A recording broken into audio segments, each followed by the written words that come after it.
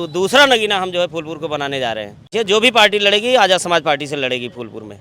विपक्षी दल निर्णय नहीं कर पा रहे हैं कि कैसा कैंडिडेट लड़ाया जाए कि जो है शाहिद अख्तर खान को पछाड़ा जाए। आने वाले 27 में हम लोग उत्तर प्रदेश लेंगे और 29 में आज से भी सीट खाली है, प्रधानमंत्री भाई चंद्रशेखर को बनाएंगे। हमारा नेता बहुत सामाजिक है, दिल का बहुत साफ है, लोगों की मदद करने वाला है, इसलिए जनता में हमारे नेता की चाहत है और आगे हम लोग बढ़ेंगे, जीत के दिखाएंगे। धरातल पे तैयारी है, केतली सब पे भारी है और सारी पार्टी देख ली, अब की बार केतली सब लोगों ने फेंक ली, अब की बार केतली। नमस्कार दोस्तों, मैं हूं आर के निषाद, स्वागत करता हूं आप सबका दर्शक न्यूज़ 24 में। आज हम फिर से बता दें कि प्रयागराज के जिलाधिकारी कार्यालय के बिल्कुल ठीक समीप मौजूद हैं नगीना सांसद भीम आर्मी और आज़ाद समाज पार्टी के राष्ट्रीय अध्यक्ष चंद्रशेखर आज़ाद जी की जो पार्टी है और उनकी आज़ाद समाज पार्टी के जो प्रत्याशी हैं शाहिद अख्तर खान, तो वो जो है फूलपुर विधानसभा के प्रत्याशी बनाए। पहली बार ऐसा है कि जब आज़ाद समाज पार्टी के प्रत्याशी के रूप में शाहिद अख्तर खान फूलपुर विधानसभा के प्रत्याशी बने हैं। ऐसे में बता दें कि आज़ाद समाज पार्टी के बहुत सारे कार्यकर्ता पदाधिकारीगण हैं, उनसे जानने और समझने का प्रयास करेंगे कि दर क्या कुछ करने वाले हैं। एक बार बातचीत के दौरान इन्हीं ने कहा था कि फूलपुर विधानसभा सीट को हम नगीना बनाकर रख देंगे। क्या कुछ करने वाले हैं, आइए इनसे बातचीत करते हैं और शुरुआत यहाँ से करते हैं। परिचय बताते हुए और ये बताएं कि आज आप अपने प्रत्याशी का नामांकन करवाने के लिए आए हैं। क्या दावेदारी हैं या फिर क्या कुछ चल रहा है आप लोगों के दिल में, क्या रणनीतियां हैं? जी, परिचय बता दें। आपके दर्शकों को बहुत बहुत धन्यवाद। जय भीम, जय भारत, जय संविधान। विजय सरोज नाम है मेरा, मैं आज़ाद समाज पार्टी प्रयागराज से जिला अध्यक्ष हूँ। आज हम अपने प्रत्याशी भाई शाहिद अख्तर खान जी का नामांकन कराने आए हैं और दावेदारी हमारी सबसे प्रबल है, सबसे प्रबल है और सबसे मजबूत हैं और हमारी मजबूती का अंदाज़ा लोग नहीं लगा पाते। आप देखे होंगे, हमने देखा है कि आपने नगीना भी कवर किया है कि नगीना में भी लोग कह रहे थे कि जमानत नहीं बचा पाएंगे और इनको कोई जानता नहीं, नई नवेली पार्टी है। तो हम लोगों ने वो करके दिखाया। माननीय प्रधानमंत्री से भी ज़्यादा वोटों से हमने भाई चंद्रशेखर आज़ाद जी को जिताया और वही नगीना हमने पहले भी कहा, आप भी कह रहे हैं कि वो नगीना दूसरा नगीना हम जो है फूलपुर को बनाने जा रहे हैं। हाँ जी भी, मतलब उसी तरह इस पर भी जो है आपको गर्व है कि हम नगीना की तरह फूलपुर को भी बिल्कुल जीतेंगे। और हमारे प्रत्याशी भाई शाहिद अख्तर खान को कि दहाड़ आप देख लीजिए, उनकी कद देख लीजिए, उनका रंग देख लीजिए, उनका रूप देख लीजिए। भाई चंद्रशेखर के आज़ाद जी किससे मिलते हैं। एक भाई चंद्रशेखर आज़ाद दिल्ली में दहाड़ रहे हैं, दूसरे भाई शाहिद अख्तर खान लखनऊ में दहाड़ने जा रहे हैं। लेकिन कहा यह जा रहा है कि समाजवादी पार्टी ने भी मुस्लिम प्रत्याशी मुस्तफा सिद्दीकी जी को चुना है और आज़ाद समाज पार्टी के भी प्रत्याशी मुस्लिम प्रत्याशी हैं, तो कहीं ना कहीं ये वोट बढ़ जाएंगी और उसके बाद फायदा होगा बीजेपी। वोट कहीं कुछ नहीं बटेगी। वोट तो बहुत ताकत लगा रहे थे लोग नगीना में भी, वहाँ नहीं बटा और फूलपुर में भी नहीं बटेगा। जो समाजवादी पार्टी अपना काम कर रही है वो काम करे, हम लोग अपना काम कर रहे हैं। और समाजवादी पार्टी के प्रत्याशी को आप देख लीजिए, तो हालांकि मुझे ये बात नहीं कहना चाहिए कि जो पहचान, जो चाहत बहुजन समाज के लोगों में हमारे प्रत्याशी भाई शाहिद अख्तर खान को लेकर के है, वो किसी अन्य प्रत्याशी को लेकर के नहीं है।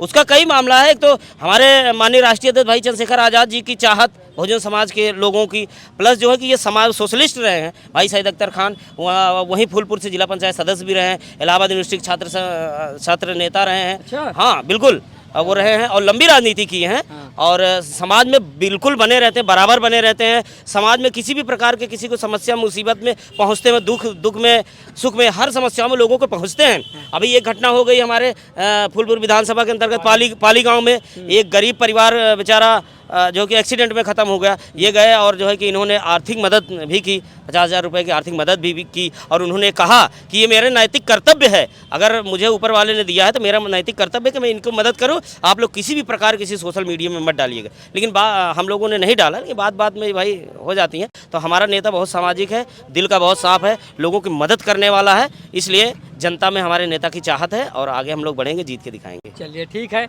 ये बताइए क्या रणनीतियां हैं, किन रणनीतियों के तहत आप मैदान में अपने प्रत्याशी को लेकर उतरे हैं और क्या चल रहा है दिलो दिमाग में? क्या नगीना की तरह, जैसे कि आपके सहयोगी ने कहा कि नगीना बना देंगे, क्या लगता है ऐसा? देखिए, अभी आप सबको जानकारी होगी जी कि हमारे जो प्रमुख विपक्षी दल हैं हाँ। अभी तक अपना कैंडिडेट डिसाइड नहीं कर पा रहे हैं। हाँ, मतलब जो प्रमुख विपक्षी दल। हाँ, अच्छा, समाजवादी पार्टी का, कांग्रेस का, या कह लीजिए अब बीएसपी ने तो अंत समय में आते आते टिकट काट दिया उसका। अच्छा, तो इस स्थिति से अंदाज़ा आप लगा सकते हैं कि विपक्षी दलों में जिस तरह की भगदड़ मची हुई है, तो हम लोग अपनी जीत को लेकर आश्वस्त हैं और पिछले हम लोग 2-3 बड़ी सभाएं कर चुके हैं और जिसको लेकर के विपक्षी दल निर्णय नहीं कर पा रहे हैं कि कैसा कैंडिडेट लड़ाया जाए कि जो है शाहिद अख्तर खान को पछाड़ा जाए।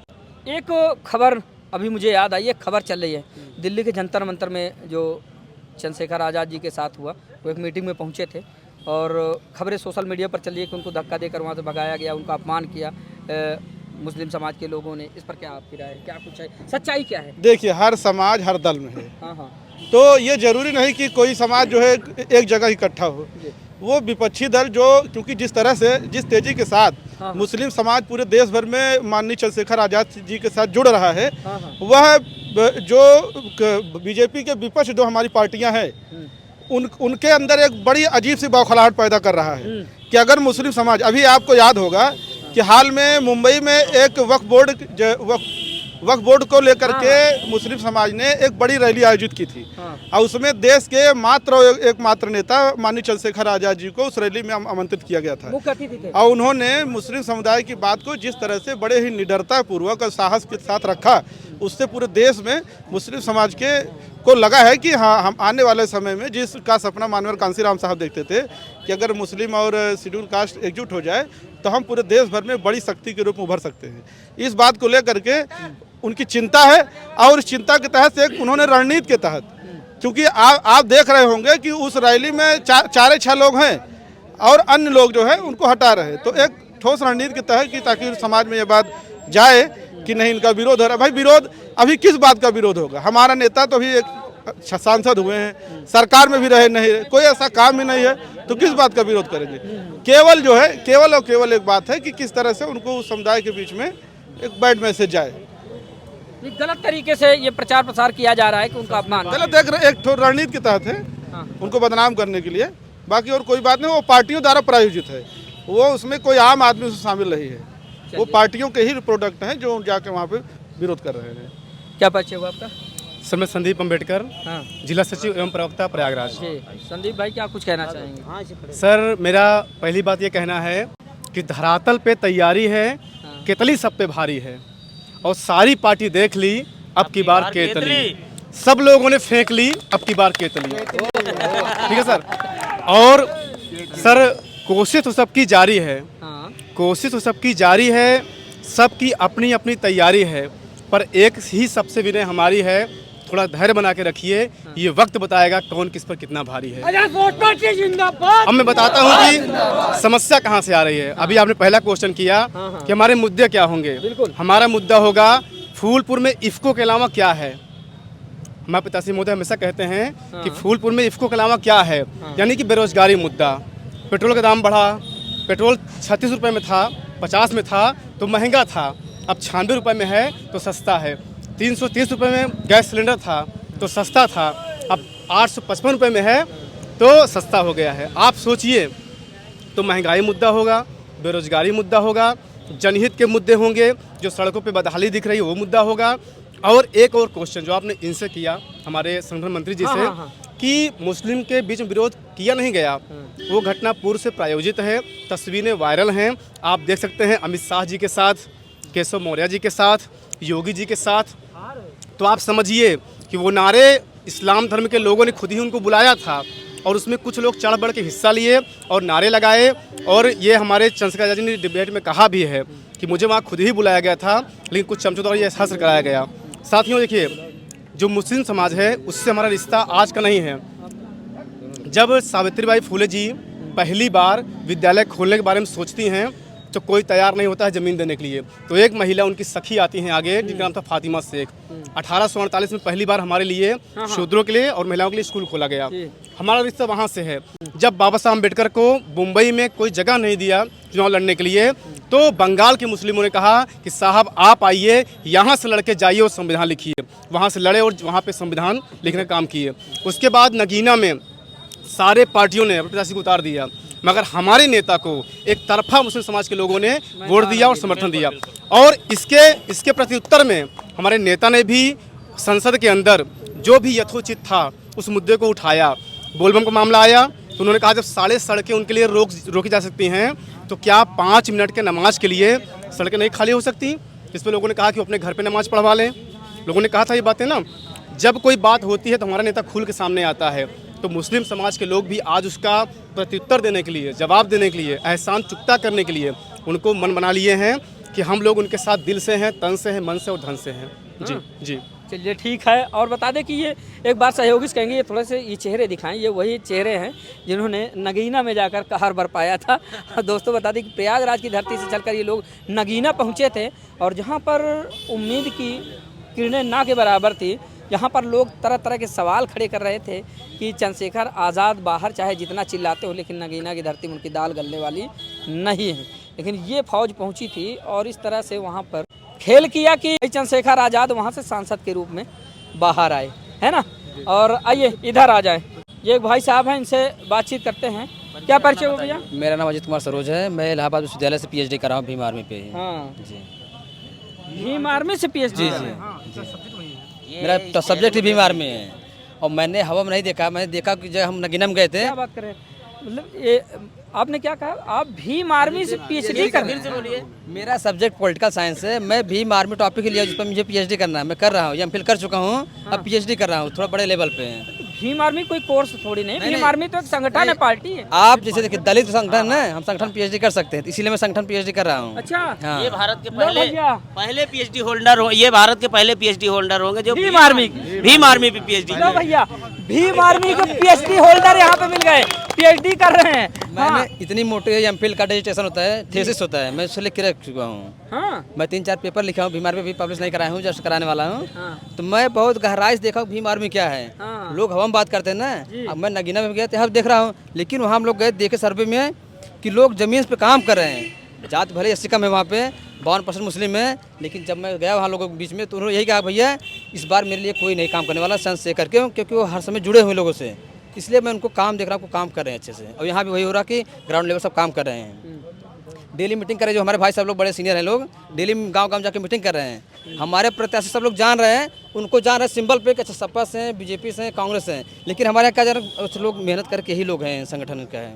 इसलिए मुझे अच्छा पता है कि चाहे जो पूछेंगे मैं बता सकता हूँ कितना अच्छा काम करे वो लोग बीमारी वाले हैं। चलिए ठीक है, बधाई हो आपको, अग्रिम बधाई। धन्यवाद। और जल्दी से आप भीम आर्मी का कोर्स पूरा करके पीएचडी होल्डर बने, इतिहास रचें। जिस तरह से बाबा साहब भीमराव अंबेडकर जी ने एक इतिहास रचा था, जिस इतिहास की बदौलत हम और आप और पूरा समाज। हाँ, कुछ लोग होता है ना, कुछ लोग इतिहास लिखने वाले भी होने चाहिए ना।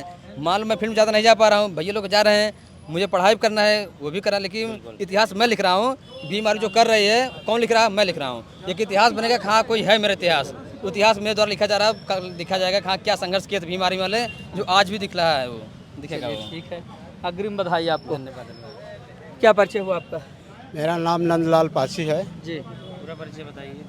मैं बहुजन समाज पार्टी संस्थापक सदस्य परिवार से भी रहा हूँ। बहुजन समाज पार्टी से? बहुजन हाँ, आजाद समाज पार्टी के लोग संस्थापक सदस्य परिवार से रहा हूँ। अब मानवर कांसी राम संस्थापक थे आप, मतलब उसमें सदस्य थे आप जिस समय, हमारे मतलब बाबूजी जिस समय स्थापना हो रही थी। बाबूजी थे मानवर कांसी राम जी। मानवर कांसी राम के साथ में रघुनाथ प्रसाद बहुत थे, जिन्होंने जंग बहादुर पटेल जैसे जो सांसद है उनको तमाम चेला बनाया था। मानवर कांसी राम के यहाँ इलाहाबाद में लाने वाले हमारे बाबूजी थे। मैं उस परिवार से हूँ।